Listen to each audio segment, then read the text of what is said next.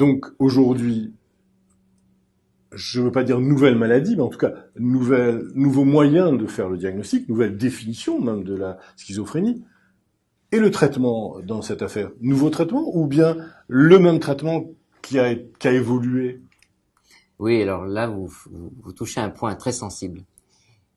Alors que les progrès de compréhension de la maladie sont très importants, le traitement, au plan pharmacologique, reste assez semblable.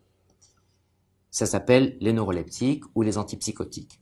Et là, on voit bien que même quand on regarde juste l'origine du mot antipsychotique, tout se passe comme s'il y avait un germe qui s'appelait la psychose ou le schizocoque, et vis-à-vis duquel il fallait mettre un antibiotique, l'antischizocoque.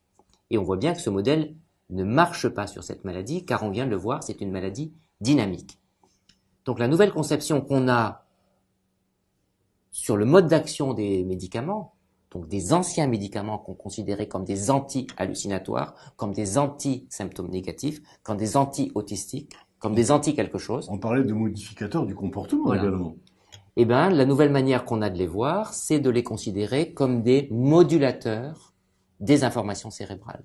Comment, face à cette sirène de tout à l'heure, qui prenait toute ma place, et vis-à-vis de laquelle elle activait mes aires auditives, qui laissait, parce que le filtre qui faisait que normalement j'entends pas mon cerveau, se levait, et donc cette sirène levait dans ma tête des sons, et des paroles, et des mots, et des concepts, et ben ces éléments-là envahissaient le champ de ma pensée.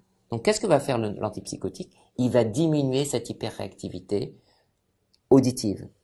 En même temps qu'il va faire quoi? Il va m'aider à concentrer mon attention sur le trouble attentionnel où je divergeais et je prêtais attention au battement d'ailes de papillon qui était dans le lointain et qui occupait tout mon esprit.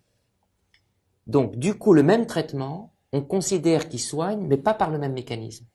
Jusqu'alors, on disait ça bloque l'excès de dopamine et c'est à cause de ça que les gens n'entendent plus leur voix. Aujourd'hui, on sait que cette modulation de la dopamine permet au système global cérébral d'utiliser mieux son GPS intérieur pour pouvoir avoir une représentation du présent plus ajustée. Malheureusement, les médicaments ont beaucoup d'effets secondaires, n'agissent que sur cette sensibilité dopaminergique, alors qu'on sait que beaucoup de nos patients ont des anomalies neurodéveloppementales, les réseaux neuronaux se sont mal construits, ou ils ont été détruits ou modifiés à l'adolescence, mais aussi d'autres neurotransmetteurs que la dopamine sont impliqués, et enfin d'autres systèmes comme les neuromodulateurs, les lipides cérébraux sont impliqués.